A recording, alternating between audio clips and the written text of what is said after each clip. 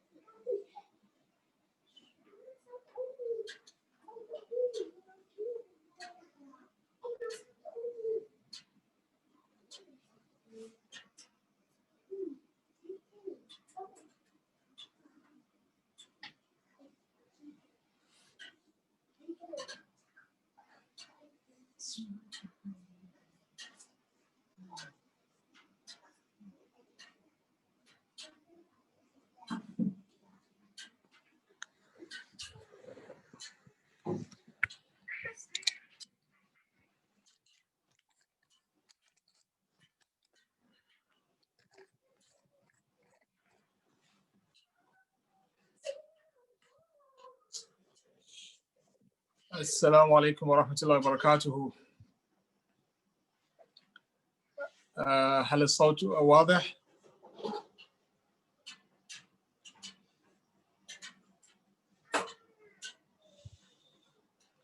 أوكي طيب الحمد لله.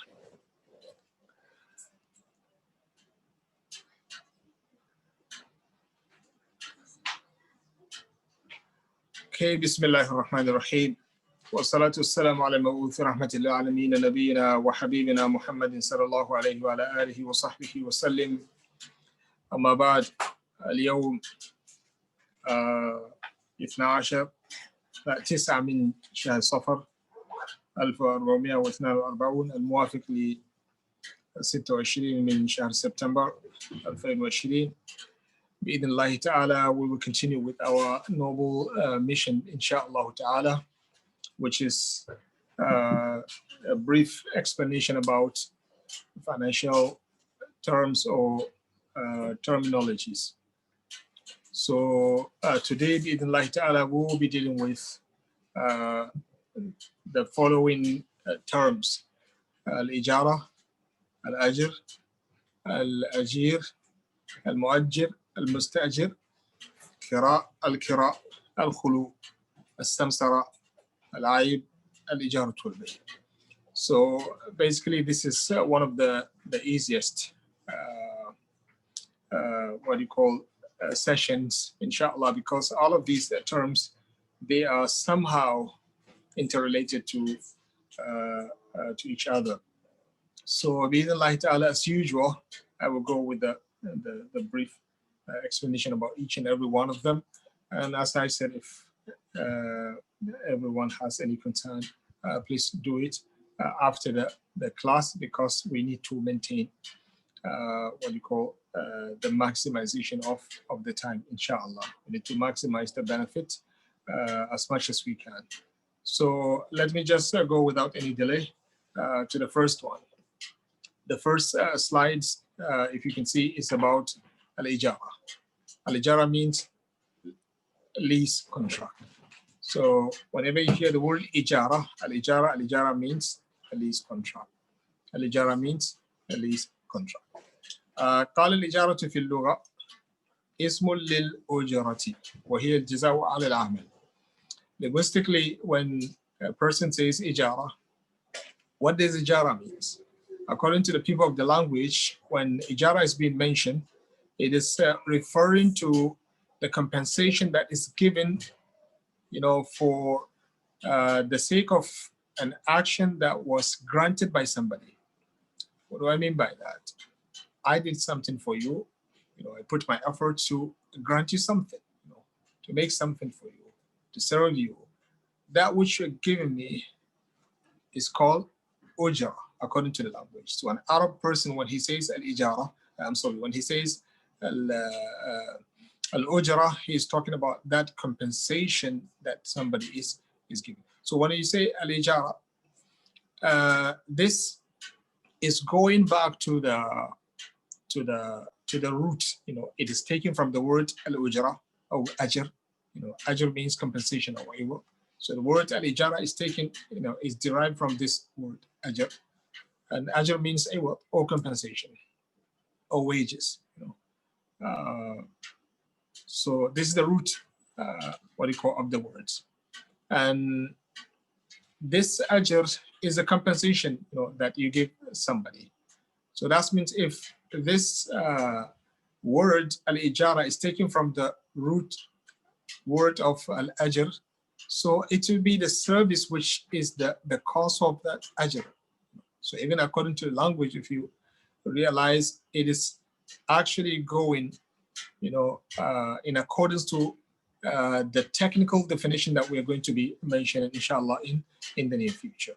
So I will repeat my words. Linguistically, when we mention Ijara, we're talking about a work or service that somebody is granting, a person in which he deserves ajr from it. So this word al-Ijara is derived from the word al-Ajr or al-Ujra, which is the compensation.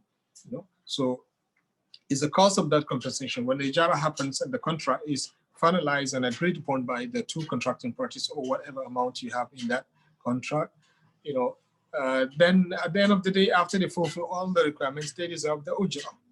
So the amal is the Ijara, and the effect is the Ujra, which is given to the Ajir, as we are going to see, inshallah.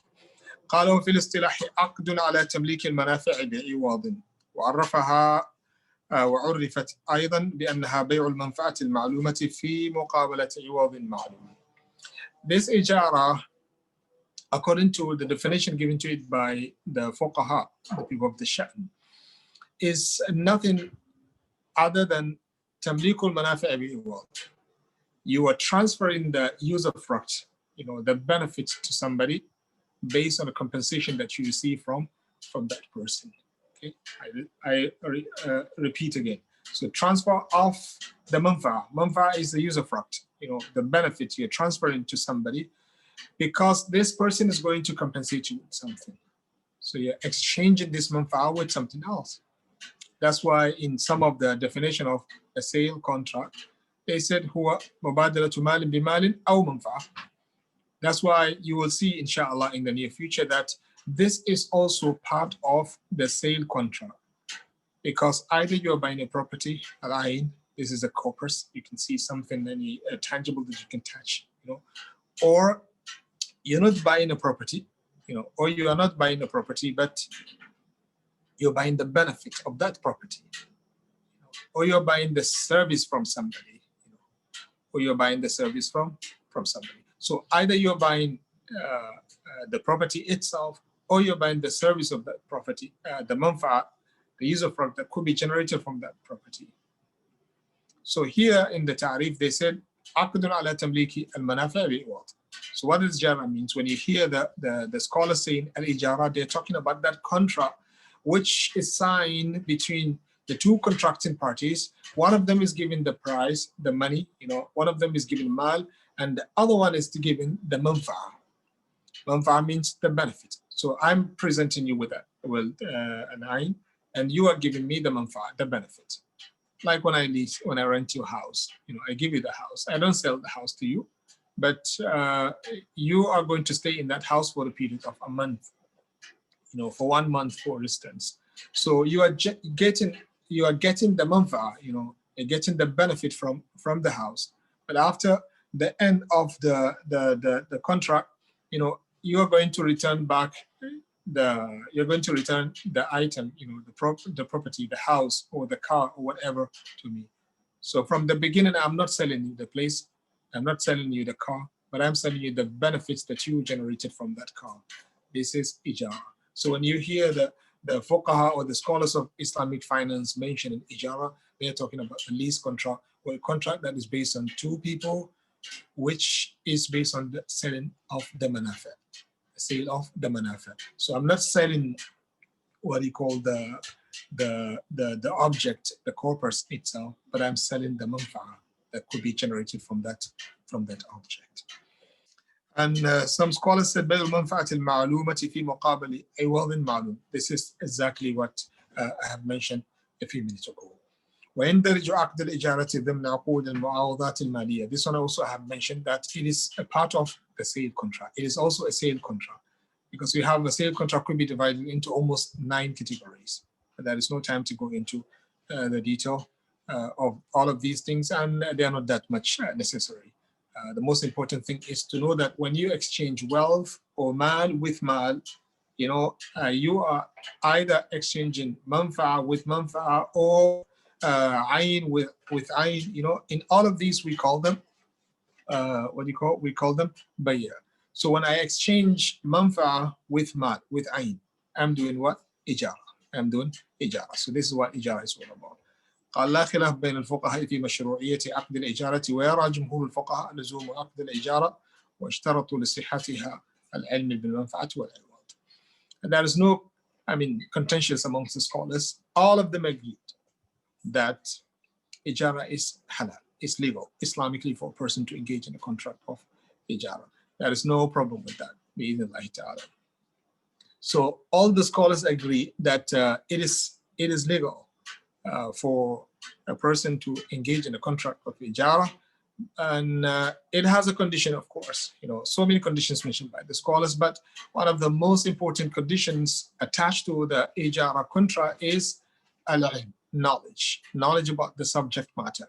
The subject matter in the Ijara contract is the manfa itself, or the service, and also the wages being given to the person who is providing the service. So the subject matter is one of these 3 things: either the service, or the usufruct, or the ujra that a person is given. So all of these 3 elements must be known, you know, before the engagement in the contract. I cannot engage in a contract of Ijara where the manfa is not known. I don't know what exactly am I going to benefit from this. That's Ijara should be rejected completely. You get it? Because it involves gharar, you know, and you know that the Prophet sallallahu alaihi wasallam naha an bay al-gharar. Any transaction that contains gharar, which is a transaction that carries an unknown future and the possibility of failing in it is very high. So if I'm going to rent you a house, but you don't know how to benefit, and I give you a place, but you don't know what exactly are your limitation in terms of benefits, those ones, they have to be specified. The same goes to the ujra, you know, that's the iwab. The same goes to the ujra. I have to know the ujra. You know, when you hire me to do some services for you, I must know how much am I going to be paid. You know, the Prophet sallallahu alaihi wasallam said, "Man ista'jara ajiran falyu'limhu ajrahu." Whoever hired an ajir, he should let him know about the ajr.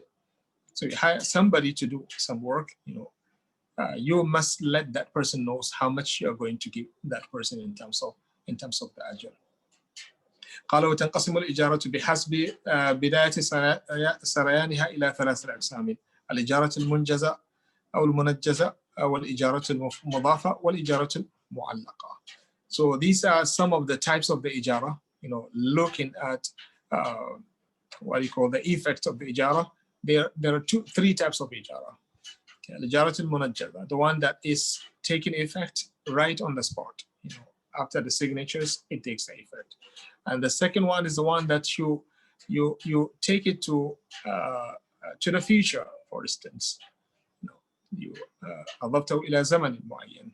And the last one is the one that you hang it on the contingents, they call it. It's the one that you hang it on a future event. You know, when this happens, then the Ijara will take place. So all of these, for those of you who are looking for advanced learning, they should be taken from the books of the fuqaha. So we know what Ijara means according to the language, and we know what Ijara means according to the statements of the fuqaha, and both definitions are equal, inshallah. The next one is the Ajr. Ajr, we have already spoken about this. You know, in the previous slides, we talk about the Ajr, which is the root of the word Ijara. Okay, we talk about the ajr, which is the root of word of the ijara. And it means, according to the language, it means thawab wal jaza, compensation and the reward you are giving a person. Allah subhanahu wa ta'ala says, if they engage in this advice given to them by Allah subhanahu wa ta'ala, they will definitely be given by Allah subhanahu wa ta'ala a great reward. When they do this, Allah subhanahu wa ta'ala says, لَآتِينَاهُمْ أَجْرًا عَظِيمًا. We will definitely give them a great reward. Allah subhanahu wa ta'ala says, فَإِنْ أَرْضَعْنَ لَكُمْ فَآتُوهُنَّ أُجُورَهُنَّ. That's the plural word of the ajr. So this is the meaning of the ajr in the language, and it's also the same meaning given to the technical definition. It says here, فالأجر هو ما يدفعه المستأجر لقاء المنفعة المعقود عليها. So that's exactly what I had mentioned. You sign an agreement, a lease contract with somebody that this person is going to stay in a house, and then he will give you some money every month, for instance. So this money that this person is going to be giving you, we call it ajr. And you employ somebody to do some services for you, a company. So that person at the end of the month, because he provides you those services, you are going to pay him the money. The wages you are giving that person is called ajr. So it's as simple as that. I think this concept is already known to every one of us. وعند المالكية يختص الأجر بالعوض في إجارة الآدمي بينما يسمون العوض في إجارة غير الآدمي غير المنقولات كالأراضي والدور بالكراء. So you have two words here, ajr and the kira. According to the scholars of Maliki Madhab, they use the word ajr to address those contracts that are between human beings, the manafi that we extract from the human beings. So that means any contract that is based on services, somebody's giving you service. So what you are giving him to compensate him from that effort that he put in that services, in granting you the service, they call it ajr. And other than that, when the ijara is based on manqulat, these are things which are movable, like houses, like غير المنقولات, غير المنقولات, they're immovable.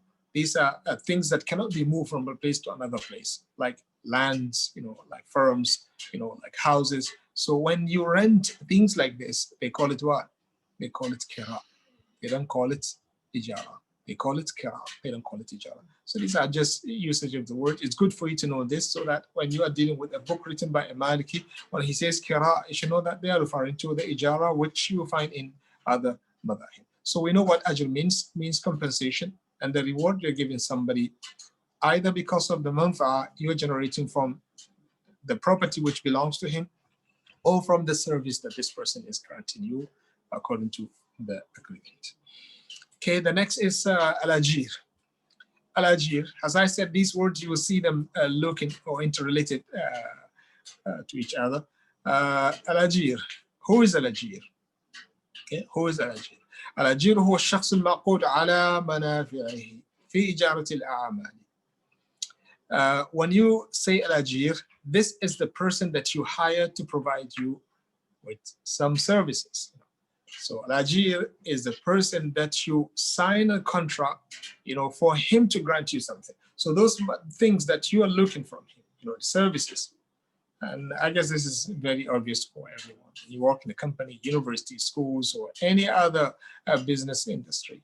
You are hired and employed by the owners of that company so that you can provide them with certain services. So you are called ajir. You are called ajir. وهو في اللغة المستأجر. Al-ajir means the person who is hired, who is employed. In other words, an employee. An employee. Okay. وجمعه أجراء. The plural of ajir is أجراء. Okay. والأجير نوعان, أجير خاص وأجير مشترك أو أجير عام.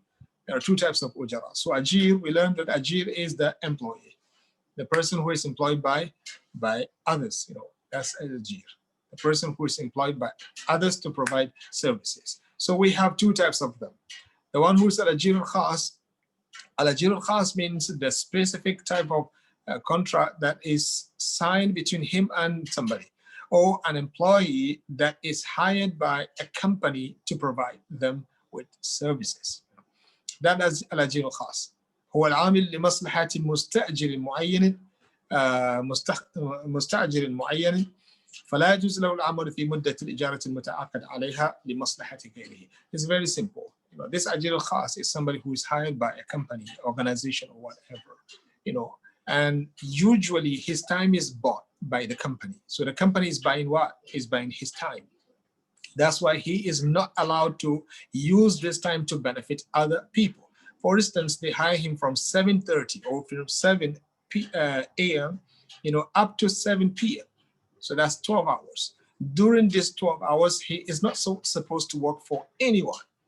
He has to restrict himself to that company. This is al-ajir al-khas, the one who is restricted to one company. So he's restricted to that time which is bought by the company. So he's not allowed to use the time for some other benefit, except with the permission of the owner of that company. There are a lot of explanation concerning this, but we don't have time to go further and further. So this is al-ajir al-khas. Al-ajir al-khas is somebody who works for عامل for شخص معين, مستأجر معين, somebody who work for one employer. He is not allowed to go and use the time which he signed between him and the company and benefit other people or gain some other benefit for his own مصلحة. وأما الأجير المشترك أو العام فهو العامل لعامة الناس كالطبيب والنجار. On the contrary, you have al-ajir al-am. Who is al-ajir al-am? Al-ajir al-am is the opposite of that one. That one works for only one company. But this one is not working for one company. He works for everyone.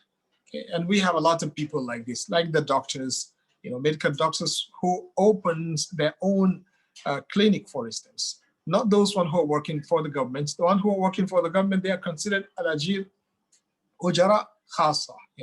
They are Ajara khasa. They are not supposed to go and work for their own benefit, except with the permission of the government, the authority. You get it? So when that time is bought, they cannot go and work for somebody at that moment of time. They have to do it, after the time which is signed between them and the owner of the company.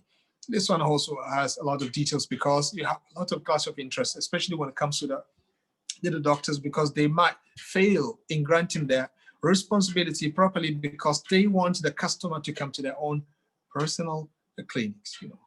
So you have the Tabib, you have Najjar, the carpenters, you have the shoemakers, you have the lawyers, you have the physicians, so many types of this. They are much more than Ajir al-Khas, much more than Ajir al-Khas. So what is the difference between the two? This one is selling his time, and this one is selling his service. That one is selling the time with the service, and this one is selling the service.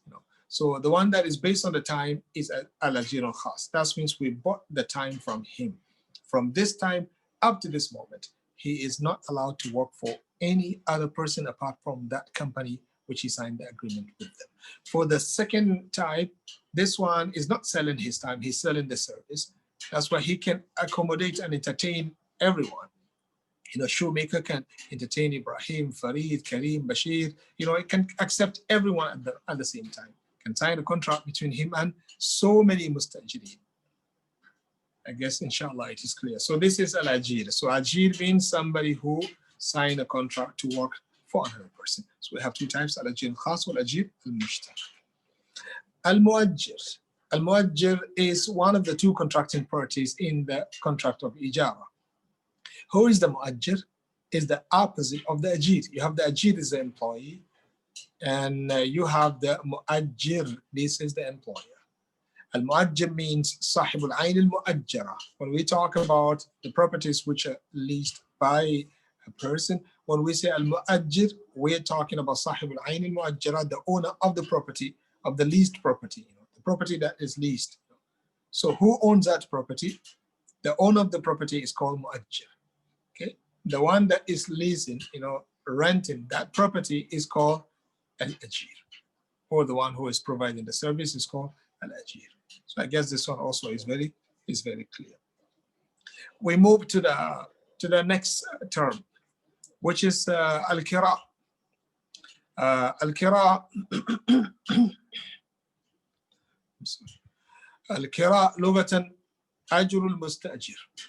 According to the language, when we mention kira, we're talking about the ajr of the mustajir, the reward that you're giving that person which whom you hire to provide you with certain services. So that's the kira. If you remember, we said this is widely used by some of the fuqaha, not all of them. So when we say kira, lugatan according to the language, and linguistically it means ujratul mustajir. وَالْإِجَارَةُ نَفْسَهَا. And sometimes also in some books, don't be confused. Sometimes you might see the scholars mention in Qira, but they're talking about the Ijara, the lease, the contract itself. It could mean the Ujra, the compensation, the wages, and also could be used to address the contract itself. So sometimes we use Qira to address the contract, and sometimes we use Al-Qira to address the reward at the end that is given to the الأجير at the end of the contract. قال واصطلاحا يطلق الكراء عند الفقهاء على الأجرة نفسها. So according to the many scholars, when they say al-kira, they are talking about the ujra itself. الأجرة نفسها. The ujra itself. What is the ujra? We mentioned so many times. The ujra means compensation, reward, wages. كما يطلق على عقد الإجارة. So you can see the literal and the technical definition there are equal here. And there's a very important principle that I guess I once mentioned it, but I will repeat it because of its importance. That Sharia, when it borrows something, it doesn't take it completely from the language. The source of all the terms and terminologies is the language itself.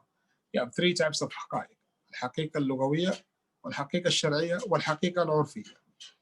Okay, so you have these three types of حقائق, concerned in relation to a word taken by the Arabic language. So the root is the language, الحقيقة اللغوية. Okay, the origin of the word, what Arabs means when they mention the word. So whatever you hear from an Arab person or a statement which is supposed to be Arabic, you have to interpret it literally. So al-haqiqa al-lughawiyya means the literal interpretation of the word. It's the most important one, because it's the root. When we don't find any haqiqa al-urfiyya or shar'iyya, we go back to the lugha.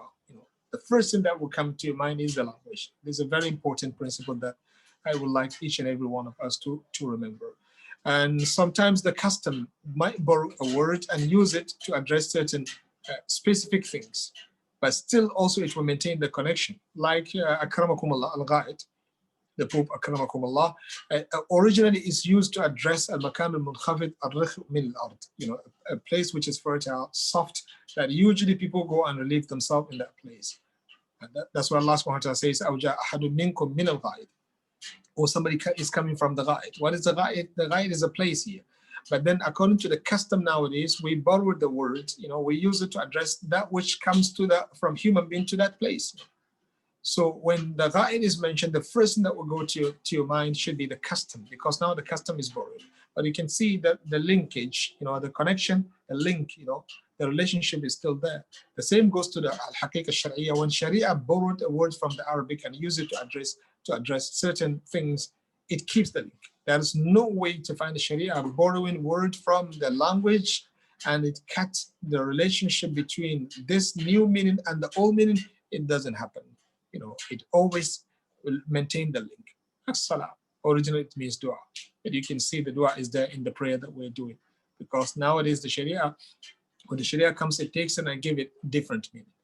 But it maintains the link and the connection. Get it? But it maintains the link and the connection. The same goes to zakah and fasting and hajj and all of these things which used to be part of the language, but Sharia borrows them. So back to this. So you can see the definition of al-kira in the language, the literal definition and the technical definition are the same. So sometimes Sharia did not borrow the word and it kept it in the way it is. غير أن المالكية تصطلح على تسمية التعاقد على منفعة الآدمي وبعض المنقولات كالأثاث والثياب والأواني وغير ذلك إيجار. This one I think I have mentioned that Malikis, they decided, most of the scholars, they use both Ajara and Kira, it doesn't matter.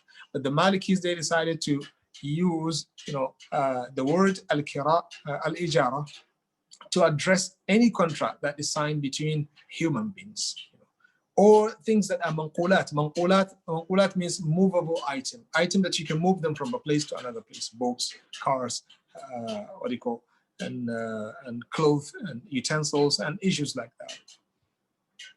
وعلى تسمية البعض الآخر وهي السفن والحيوان خاصة الكراء مع كونها من المنقولات. And they call the contract that is in which, the lease contract in which the subject matter, the object is things like safina. Safina is the ship, the yacht, the ship. So like the safina when somebody rent it, like haywan when somebody rent it, Malikiya they call it al-kira. They don't call it ijara, they call it kira. وقيل أن الإجارة تطلق على منافع من يعقل, and some scholars said no, Ijara use it in a contract that is signed by the uqala, sane people, any creation that has sanity, that's human being. So that's we're referring back also to the same thing, because we don't have contract with jinns or the angels, so we have to restrict ourselves to the human beings. So any contract that is signed by the human beings, some scholars call it Ijara. والمواكرة على منافع من لا يعقل. And when you hire, a car, they call it kira. When you hire a person, they call it ijara. When you hire a book, they call it kira. And on. وقد يطلق أحدهما على الآخر تجوزا وهي مشروعة بنصوص الكتاب والسنة والإجماع.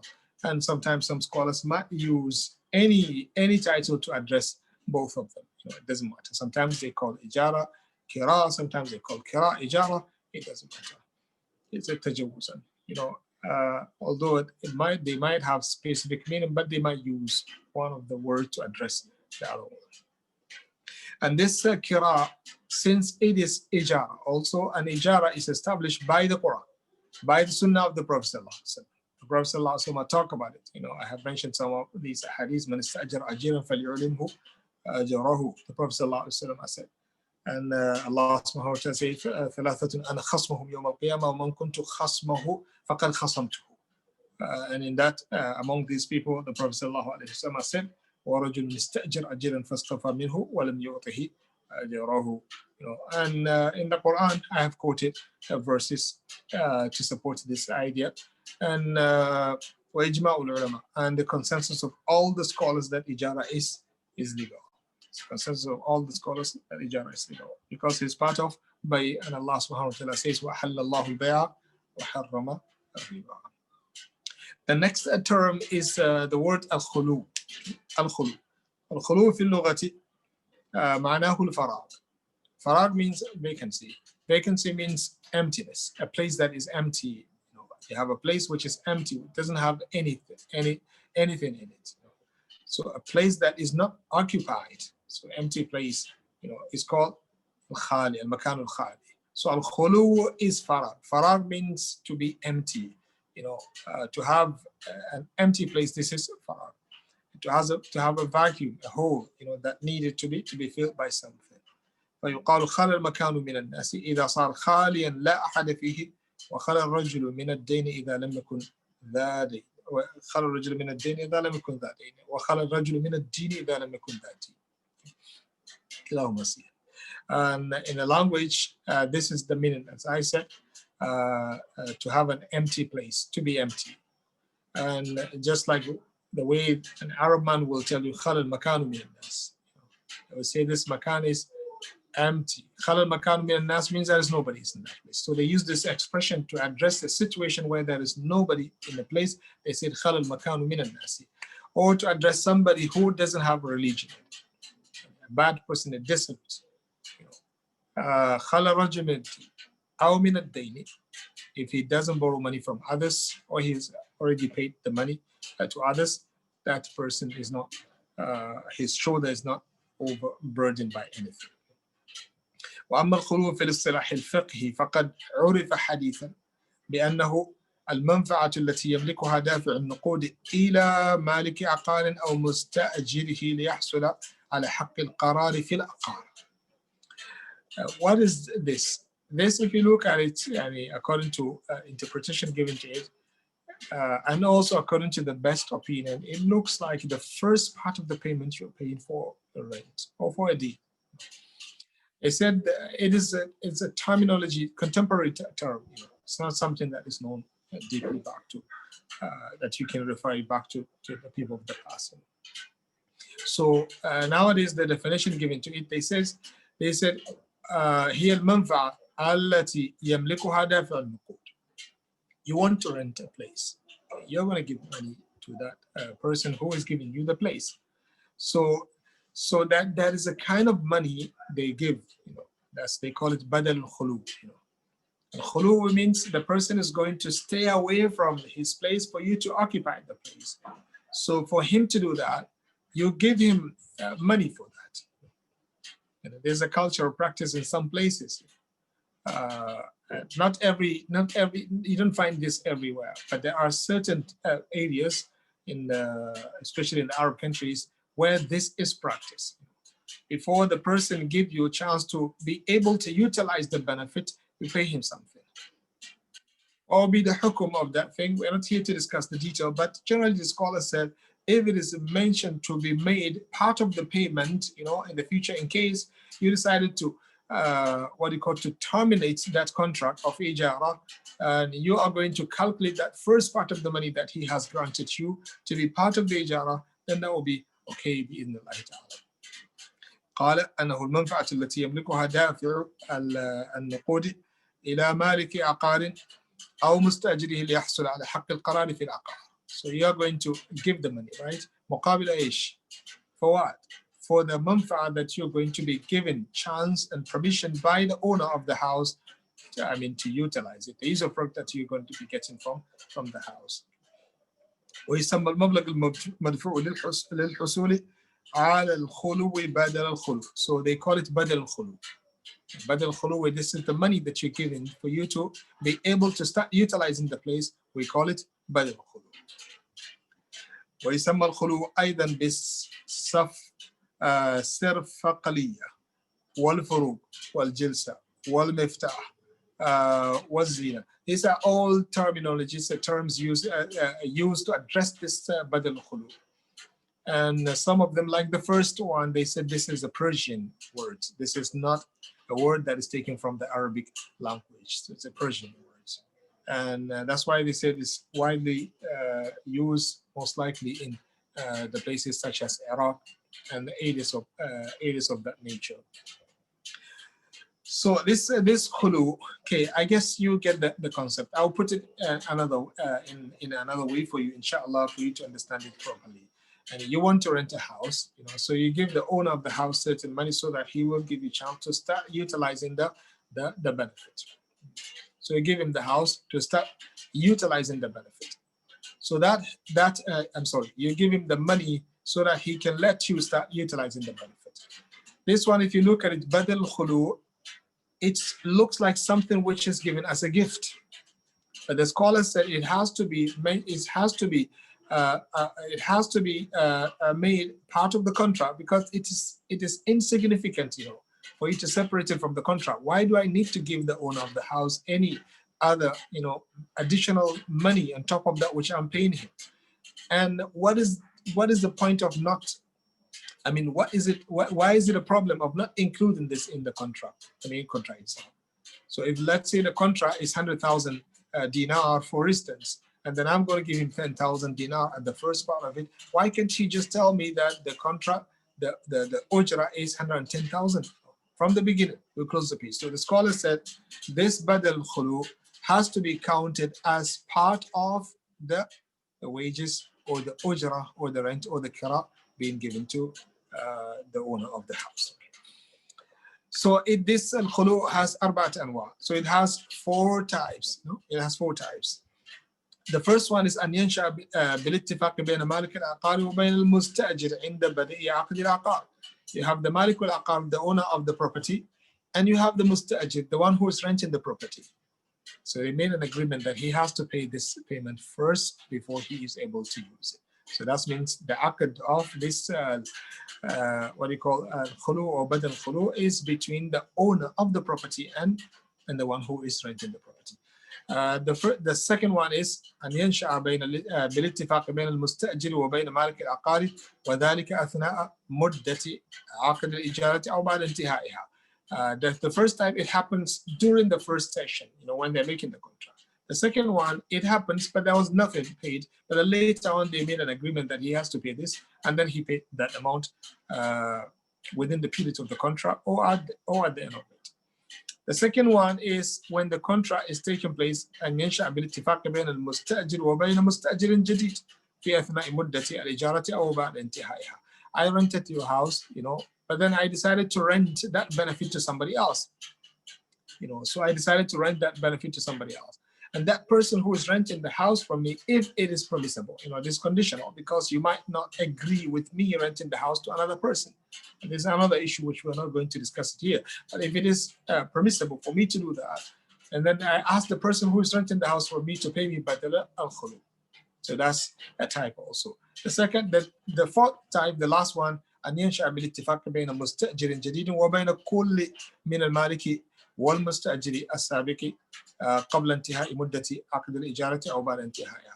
And this is when all the three are involved in the contract.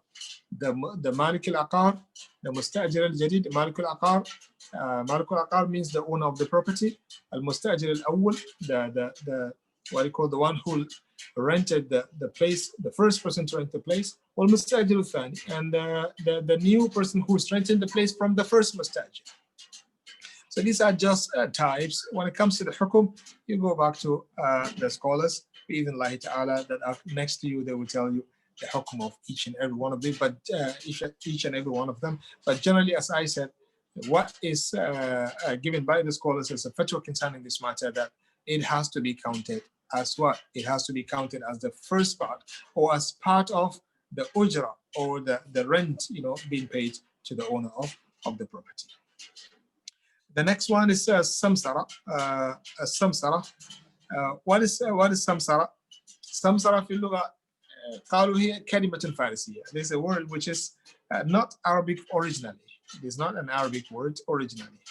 It's Arabized. It's inserted into the Arabic language. It is also Farisiya. Farisiya means it's a Persian word. It's a Persian word. It's not part of the Arabic language. What is the meaning of this samsara? You have heard a lot samsara, simsara. What is the meaning of samsara? Samsara معناها التوسط بين البائع والمشتري. To be an intermediary between the seller and the buyer. Now, I have a seller and I have a buyer. You are acting as an intermediary between the two. This is what samsara is all about. So when you hear this word samsara, that person who is standing between, who is linking the seller and the buyer. We call his job samsara. We call him simsara. وفي اصطلاح الفقهاء التوسط بين البائع والمشتري لإمضاء البيع مقابل الجعل معلوم ويسمى العامل بالسمسرة سمسارا فهو يسعى لمصلحة البائع والمشتري معا. So the meaning of samsara linguistically and the meaning of the samsara technically are the same.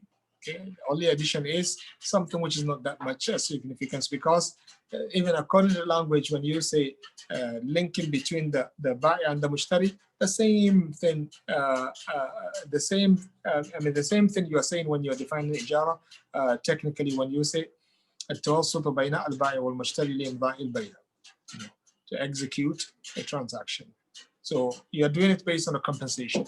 Even the linguistic approach is also talking about this, because usually according to the custom and the norm, we don't have Ajara. We don't have samsara that is free. Usually it's not free. So that person is doing it for a compensation. So somebody is going to do what? A compensation. Somebody is going to compensate him. When he does it, he's going to be compensated by the buyer and the seller, or by one of them. The one who does that samsara is called simsara. So what does he do? He is trying to bring benefit, for both, to benefit both of them, to do something that will benefit the buyer and the seller. فيحصل للبائع والمشتري معا أفضل الأسعار التي تناسبهما مقابل ما يتعاطانه من جعل ويسمى السمسار أيضا دلالا. So he will try to reconcile between both. You know, the house, for instance, the value of the house is 60,000 dinar, for instance. He tried to negotiate because the seller is looking for a cheaper, the buyer is looking for a cheaper price, and the seller is looking for a higher price. You know. So he tried to bring them to a reasonable price, which both will be agreed upon. Inshallah. So this is what the Samsara is doing, and we call this person Dallal. Sometimes in some countries they don't know Samsara, but they know Dallal. They know Samsara, but they know Dallal. So Samsara and Dallal, they're the same. Who is Samsara? An intermediary between the two contracting parties who tries his best to bring benefit for both contracting parties. And in some countries we call him Dallal. The next, so we have only a few left. The next is al-aib. Aib means defect. Al-aib means defect, deficiency. That's aib. وهو لغة العارض على أصل الخلقة والجودة أو ردأت في الشيء. You know, you have something which is created by Allah subhanahu wa ta'ala upon a nature. When something else comes which is not part of it, it will make it deficient. That thing that affected the thing which changed the real nature that Allah subhanahu wa ta'ala created the thing upon, we call it aib, deficiency. Get it? So this is what deficiency is all about. So the thing is called what? Is called al-aib. Something, that's why they call it al-arid. Means something which is not originally there, but it appears maybe based on something, you know. And the same goes to the rada'a. Rada'a means ugliness, you know, something that is supposed to be beautiful, but we made it ugly. Something affected it, so the nature changes. This is what is called deficiency. Okay, so this aib is an issue, you know, in Sharia. If the person is not known about it, you know, is not told about this one, after the transaction, he does have a right to return it back, even if it is kept by him for ages, as long as he did not destroy the thing.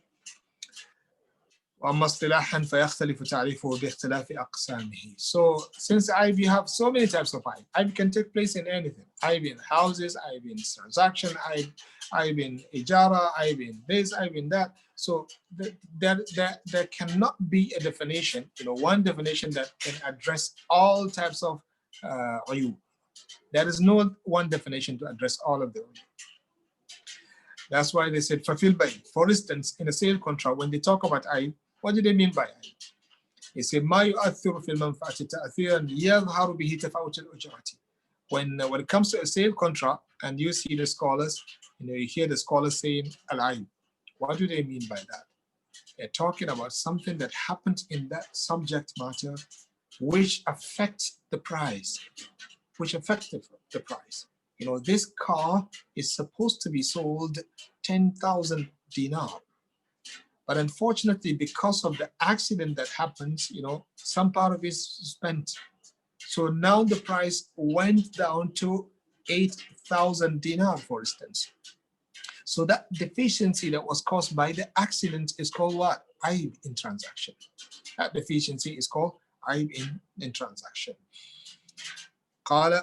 So what is that? So any effect that can affect, you know, anything that can affect, any deficiency that can affect the the pricing, you know, any defect that can affect the pricing. This is what al-aib is all about when it comes to transaction. والعيب نوعان يسير وهو ما يدخل تحت تقويم المتقومين وفاحش وهو ما لم يدخل تحت تقويمهم. And you have two types of deficiency. The first one is the one that could be assessed, you know, simple or minor deficiency, very small. And the other one is the one that is fahish. Fahish means too much, it's beyond the assessment of the assessors. So this one usually is detected by what? By the urf, by the custom.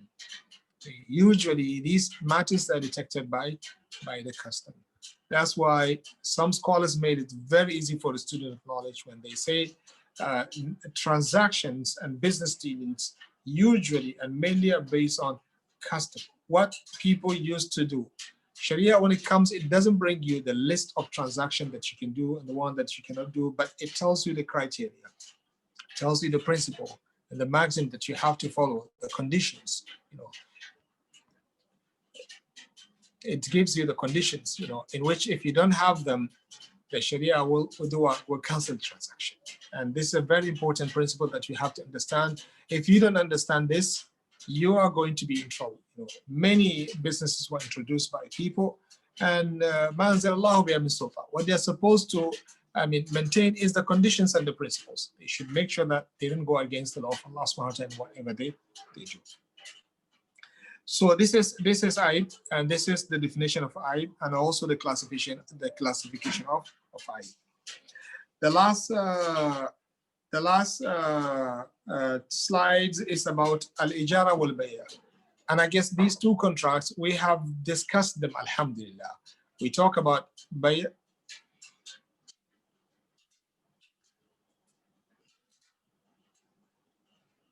Okay, I think I did not skip anything. So the last one is Al-Ijara wal-Bay'a. Al-Ijara wal-Bay'a. Al-Ijara is the lease contract. We have mentioned that. Wal-Bay'a is a sale contract.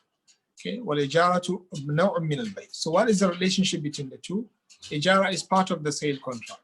If you remember last time, I told you that al-Bay' is defined by some scholars as mubadalatu malin bi malin aw manfa'a. So it's a kind of a sale contract. So Bay' is more general than the word Ijara. Al-Bay' is more general than the word Ijara. So they says وَلَكِنَّ مَحَلَّهُ الْمَنْفَعَةِ. So what is the subject matter in that Ijara?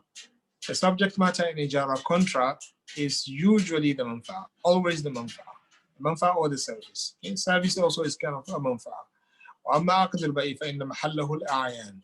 As for the sale contract, the subject matter in a sale contract is ayan. What is ayan? Ayan, these are the objects, these are the properties, tangible things that you can see, you can touch, So these are the subject matter of the sale contract. So you can see the relationship between the two. One of them is more general than the other one. The first one includes, the second one includes the first one. عقد الإجارة قد يكون منجزا ومضافا أما عقد البيع فلا يكون إلا منجزا. ففي الإجارة يمكن التعاقد على أن يكون سريان عقد الإجارة في زمن المستقبل. You see, one of the differences between the bay' and the transaction is that usually a sale contract is munajjazan. Munajjazan means it takes effect right on the spot, whereas Ijara could take effect in the future. Could take effect in the future. Bay' is not like that. Usually Bay' is not like that. Ijara can take effect right on the spot, and it can take effect in the future. وأما عقد البيع فلا يكون إلا منجزا لا يمكن إضافته إلى زمن المستقبل. You cannot sell something in the future. You have to finalize the transaction and make it effective right on the spot. So we finalize it. Payment is something else. This is a method. This one could be done afterwards. Okay. Payment is something else. So قال ومحل العقد في الإجارة لا يستوفى إلا تدريجيا بمرور الزمن. And usually the محل العقد, the result of the contract, and the subject matter of the contract of Ijara, usually it is gained gradually. Gradually means تدريجيا means gradually. When I rent a house, I'm going to keep on generating the benefits day after day, day after day, day after day. I don't get them at once. Every day you are getting a new benefit from that house. Whereas the transaction of sale, the subject matter, the benefit in the subject matter is taken on the spot, because the whole item is going to be transferred to you. So it's like the whole benefit, is transferred to you on the spot. So this is one of the main differences between Ijara and the Bay'. قال فإن كإجارة محل لمدة شهر مثلا فإن المنفعة تستوفى مفرقة على أيام ذلك الشهر. وأما المبيع فإنه لا يسلم دفعة واحدة كما فإنه يسلم دفعة واحدة كما أن ما يفنى بالاستعمال لا تجوز إجارته ويجوز بيعه. So this one I have already mentioned, but one of the differences he mentioned here, which is the last one, he says al-mustahlakat, those homogeneous properties that you use them and finish them, such as rice. You cannot rent them. You cannot rent a rice, but you can sell it. So you can see a sale contract can happen, on arise, but it cannot take place. But Ijara cannot take place on arise. An apple could be sold, but it cannot cannot be rented out. So this is one of the differences. So the whole issue about this slide is trying to tell you the differences between a sale contract and a lease contract. And we have learned that sale contract is more general than the lease, and the lease contract is part of the sale contract. But they have other differences whereby a sale contract should take place on the spot, and Ijara is usually, it can take place on the spot, and it can be mu'allaq ala shay akhar. It can take place in the future. Can be a contingent hanging around the future. And also, it says the manfa'a that is generated from a lease contract comes gradually, whereas the sale contract, the manfa'a comes on the spot. And also homogeneous property cannot be rented, whereas the non-homogeneous property could be rented. So you can sell homogeneous property because when you use them, you're going to finish them. You're going to destroy the manfa'a in them. So you cannot rent them to somebody else, but you can sell them. So these are the differences between Ijara and and the bay.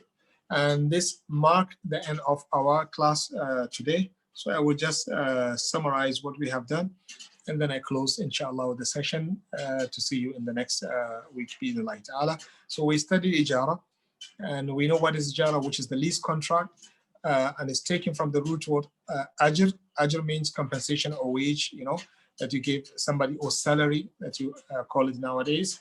So Ijara and Ajr, they are related. And the same goes to Ajir. Ajir is a worker, employee, somebody who works for another person. So whenever you hear the word Ajir, it's referring to an employee, for a worker.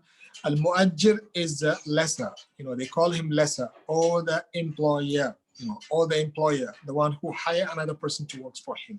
Al-Musta'jir, this is a lessee. Mustajir, this is a lessee, the one who rented something as Mustajir. Our Mustajir, the employee. Also, you can use this, if you call it Mustajir, to use it to replace the word Ajir. So all of these are related to the first word, which is Al-Ijara. The same goes to Al-Kira, rental, or the Ijara itself. According to some of the usage of the word, Al-Kira means Ijara also. Al-Kira means Al-Ijara to nafsuha. Al-Khulu, this is a vacancy, and this is when a person gives chance for the one who has the ta'aqud ma'hu. You rented something from somebody. When he gives you a chance to make benefit of that thing, we call it al-khulu. Okay. Was Samsara, this is the brokerage. Brokerage, this is the intermediary. Okay, intermediation. You become the intermediary between the buyer and the seller to help them to make an agreement, for a compensation that they will give you in the future. We call him Dallal. The next one is the Ibis Deficiency, a defect that takes place either in Ijara or in transaction. And the last one is the differences between a sale contract and an Ijara, which we said a sale contract is more general and Ijara is more specific, but an al-bay'a can take place on the spot, is always on the spot, and the Ijara is both. It can take place on the spot, and there are certain things which bay can exist in them and Ijara cannot exist in them. So this is the end of the class today, inshallah. I hope it is beneficial somehow. May Allah subhanahu wa ta'ala love you all.